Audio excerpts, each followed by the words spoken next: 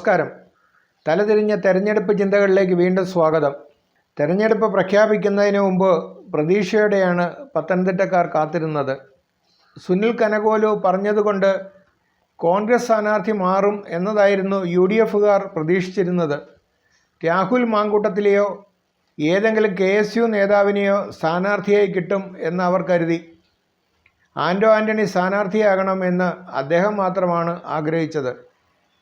ജില്ലാ കമ്മിറ്റി അടി നടത്തിയാണ് CPM സ്ഥാനാർത്ഥിയെ വരവേറ്റത്. ജില്ലയിലെ CPM പ്രവർത്തകരുടെ സ്ഥാനാർത്ഥി രാജു എബ്രഹാം ആയിരുന്നു. ആലപ്പുഴയിൽ നിന്നും തോമസ് ഐസക്കിനെ കെട്ടിയിറക്കിയപ്പോൾ അവരിലും നിരാശ ബാധിച്ചു. BJPക്കാർ ആദ്യം പ്രതീക്ഷിച്ചത് ഉണ്ണിമുകുന്ദനെ ആയിരുന്നു.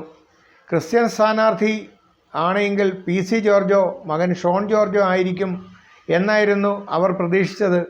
അവർക്ക് കിട്ടിയത് ആൻ്റണി മകൻ അനിലിനെ. അങ്ങനെ ഞങ്ങൾ പത്തനംതിട്ടക്കാരുടെ ആവേശം മുഴുവൻ ആവിയായിപ്പോയി. പിന്നെ ആവേശം സിനിമ ഇറങ്ങിയപ്പോൾ അത് കണ്ട് അല്പമെങ്കിലും സമാധാനിച്ചു. തിരഞ്ഞെടുപ്പ് നടന്നപ്പോൾ സംഭവിച്ചത് എന്താണെന്ന് നോക്കാം. ആൻ്റണിക്ക് ജയിക്കുമെന്നുള്ള വലിയ വിശ്വാസമൊന്നും ആദ്യമേ ഇല്ലായിരുന്നു. അതുകൊണ്ട് സ്വന്തം പ്രവർത്തനങ്ങൾ കൊണ്ട് ആർജിച്ച മൂലധനമെടുത്ത് ചിലവാക്കാൻ അദ്ദേഹം മടിച്ചു. പണം ലഭിക്കാത്തതുകൊണ്ടും ഊർജം ഉൽപ്പാദിപ്പിക്കപ്പെടാത്തതുകൊണ്ടും കോൺഗ്രസ് പ്രവർത്തകർ തുടക്കത്തിൽ മന്ദഗതിയിലായിരുന്നു. സ്ഥാനാർത്ഥിയിലായിരുന്നു CPM പ്രവർത്തകരുടെ പ്രശ്നം. തുടക്കത്തിൽ അവിടെയും കാര്യങ്ങൾ മന്ദഗതിയിലായിരുന്നു. പ്രവർത്തകർക്ക് ഒരാവേശവും ഇല്ലായിരുന്നു. ഞെട്ടൽ സ്ഥാനാർത്ഥി വന്നതുകൊണ്ട് BJP പ്രവർത്തകർക്കും ആവേശം കുറവായിരുന്നു. നേതൃത്വത്തിലും പ്രവർത്തിക്കാനുള്ള താൽപ്പര്യം താരതമ്യേന കുറവായിരുന്നു.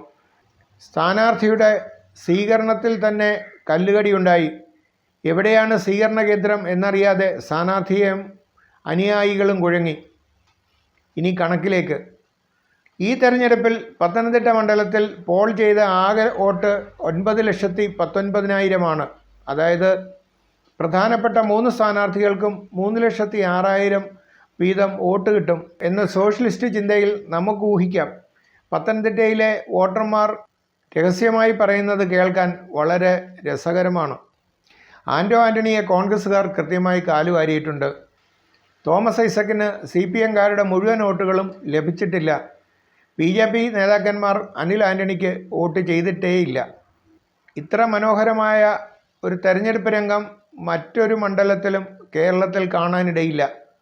കോൺഗ്രസിന് വേണ്ടി പരസ്യമായി പ്രസ്താവന നടത്തിയ AK ആൻ്റണി സ്വന്തം മകന് വേണ്ടി രഹസ്യമായി വോട്ട് പിടിച്ചു എന്ന് ആളുകൾ അടക്കം പറയുന്നു. അതുകൊണ്ടാണ് അദ്ദേഹം പത്തനംതിട്ടയിൽ പ്രസംഗിക്കാൻ വരാത്തത് എന്നാണ് കോൺഗ്രസ്സുകാർ പറയുന്നത്. CPMകാർ പറയുന്നത് അല്പം കൂടി രസകരമാണ്. രാജു എബ്രഹാം ആയിരുന്നെങ്കിൽ സുഖമായി ജയിച്ചു പോകുമായിരുന്നു. ഒരു BJPക്കാരൻ പറഞ്ഞത് അതിനേക്കാൾ തമാശയുള്ളതാണ്. നേതാക്കന്മാർ ഒന്നും കൃത്യമായി പ്രവർത്തിക്കാൻ ഇറങ്ങിയില്ല, അല്ലെങ്കിൽ പ്രവർത്തിച്ചിട്ടില്ല. അവരുടെ മുഖം കാണാത്തത് കൊണ്ട് ആൻ്റണി ചിലപ്പോൾ ജയിച്ചു പോകാനും സാധ്യതയുണ്ട്. ഇനിയും പോളിംഗ് കുറഞ്ഞതിനെ പറ്റിയുള്ള കമൻറ്റുകൾ കൂടി കേൾക്കാം. ആൻ്റണി 15 വർഷമായി ഇരുന്ന് സ്വയം തിന്നുകയല്ലേ. തോറ്റാൽ പുതിയൊരു സ്ഥാനാർത്ഥി വരുമല്ലോ, പുതിയ ഒരാൾക്ക് സാധ്യതയും വരുമല്ലോ. അതുകൊണ്ട് ഇയാൾ തോൽക്കണം. ഇപ്രാവശ്യം ഞങ്ങൾ അദ്ദേഹത്തിന് വോട്ട് ചെയ്യുന്നില്ല പറഞ്ഞത് ഒരു കോൺഗ്രസ്സുകാരനാണ്. CPMകാർ പറഞ്ഞ കാരണം കേൾക്കാം. ഇപ്രാവശ്യം വോട്ട് ചെയ്ത് തോമസ് ഐസക്കിനെ ജയിപ്പിച്ചാൽ അപ്പനും മകളും ബാക്കി കൂടി തിന്ന് മുടിപ്പിക്കും. അതുകൊണ്ട് ഞങ്ങളുടെ വോട്ട് കൊണ്ട് LDF ജയിക്കണ്ട. BJPക്കാർ പറയുന്നത് കുറച്ചുകൂടി രസമാണ്. ഞങ്ങളുടെ വോട്ടൊക്കെ ചെയ്യാതെ പോയിട്ടുണ്ടോ എന്ന് നേതാക്കൾക്ക് ഒരു ഉറപ്പുമില്ല. ഇനി ചെയ്ത വോട്ടുകളെ പറ്റിയുള്ള കമൻറ്റുകൾ. സുഹൃത്തെ, ഞങ്ങളുടെ ബൂത്തിൽ 1005 വോട്ടുണ്ട്. 70% പോളിംഗ്. 435 പാർട്ടി വോട്ടുകളുണ്ട്. അവയിൽ 410 പേർ വോട്ട് ചെയ്തിട്ടുണ്ട്. അത് തോമസ് ഐസക്കിന് കിട്ടുമോ എന്ന ചോദ്യം ചോദിക്കുമ്പോൾ നേതാവിൻ്റെ മുഖത്തെ രക്തമയം മാറുന്നു. അങ്ങനെ വരുമോ? അദ്ദേഹത്തിന് സംശയം. വോട്ട് ചെയ്ത ഒരാൾ പറഞ്ഞു, ഇപ്രാവശ്യം അങ്ങനെയും സംഭവിക്കാം. ഇനി തെരഞ്ഞെടുപ്പ് ഫലത്തെപ്പറ്റി കോൺഗ്രസ് നേതാവ് പറഞ്ഞു, എന്താ സംഭവിക്കുന്നത് എന്ന് എനിക്കൊരാശയവുമില്ല. എന്നാലും 45,000 വോട്ടിന് ആൻ്റണി ജയിക്കും. തോമസ് ഐസക് 50,000 വോട്ടിന് ജയിക്കും എന്ന് CPM പറയുന്നു. ആൻ്റണി പറയുന്നു, ഞാൻ മാത്രമേ ജയിക്കുകയുള്ളൂ. ഇനിയും തെരഞ്ഞെടുപ്പിലെ കുഴപ്പങ്ങളെപ്പറ്റി നമുക്ക് ചിന്തിക്കാം. ആൻ്റോ ആൻ്റണിയുടെ ഏറ്റവും പ്രധാന പ്രശ്നം പണം കൃത്യമായി മണ്ഡലത്തിലെ പ്രവർത്തകരുടെ ഇടയിൽ എത്തിയില്ല എന്നുള്ളത് തന്നെയാണ്. താഴത്തെ തട്ടിലെ പ്രവർത്തകരുടെ ഇടയിൽ പണമില്ലാത്തതുകൊണ്ട് പല സ്ഥലങ്ങളിലും ബൂത്തുകളിലിരിക്കാൻ ആളില്ലായിരുന്നു. മറ്റൊരു പ്രശ്നം കോൺഗ്രസിനുണ്ടായിരുന്നത് ഉച്ചയ്ക്ക് ശേഷം വോട്ട് ചെയ്യാത്തവരെ കൊണ്ടുവന്ന് വോട്ട് ചെയ്യിക്കാനുള്ള ശ്രമം അവരുടെ ഭാഗത്തു നിന്നും ഉണ്ടായിട്ടില്ല. ഇടതുപക്ഷത്തിന് പോലെ ശക്തമായ ഗ്രാസ് റൂട്ട് ലെവൽ വർക്ക് കോൺഗ്രസ്സിന് ഒരു കാലത്തും സംഭവിച്ചിട്ടുമില്ല. CPM കടുത്ത ഭരണവിരുദ്ധ വികാരവും പെൻഷൻ നൽകാത്തതിലുള്ള ജനങ്ങളുടെ പ്രതിഷേധവും നേരിട്ടിരുന്നു. മുസ്ലിം വോട്ടുകൾ പ്രതീക്ഷിച്ചത് ലഭിച്ചില്ല. മണ്ഡലത്തിലെ സ്ഥാനാർത്ഥി അല്ലാത്തതിനാൽ വ്യക്തിപരമായി വോട്ട് പിടിക്കാൻ തോമസ് ഐസക്കിന് കഴിഞ്ഞതുമില്ല.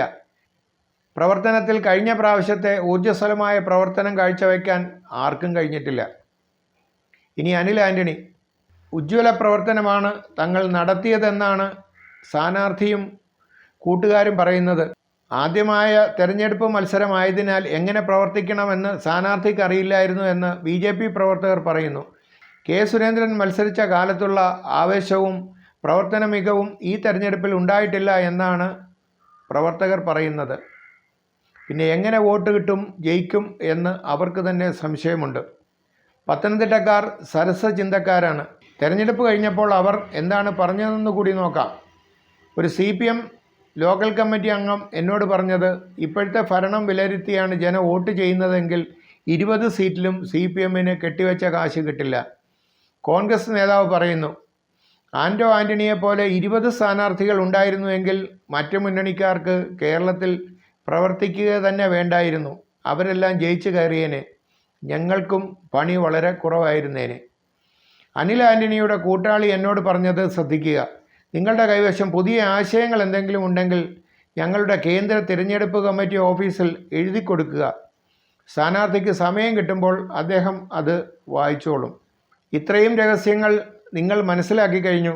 ഇതിൻ്റെ അടിസ്ഥാനത്തിൽ പത്തനംതിട്ട മണ്ഡലത്തിൽ ആര് ജയിക്കുമെന്ന് നിങ്ങൾക്ക് കൃത്യമായി തീരുമാനിക്കാൻ കഴിയും. ബാലകൃഷ്ണൻ. പത്തനംതിട്ടയിൽ ആര് ജയിച്ചാലും തോൽക്കുന്നത് ഇവിടുത്തെ ജനങ്ങളാണ്. തെരഞ്ഞെടുപ്പ് ദിനത്തിൽ ബൂത്തിൽ പോയി നോട്ടയ്ക്ക് കുത്തുന്നതിന് പകരം വോട്ട് ചെയ്യാൻ പോലും പോകാതെ വീട്ടിലിരുന്ന് വോട്ടർമാർ പ്രതിഷേധിച്ചു. അതാണ് വോട്ടിംഗ് ശതമാനം കേരളത്തിൽ ഏറ്റവും കുറവായ മണ്ഡലമാക്കി പത്തനംതിട്ടയെ മാറ്റിയത്.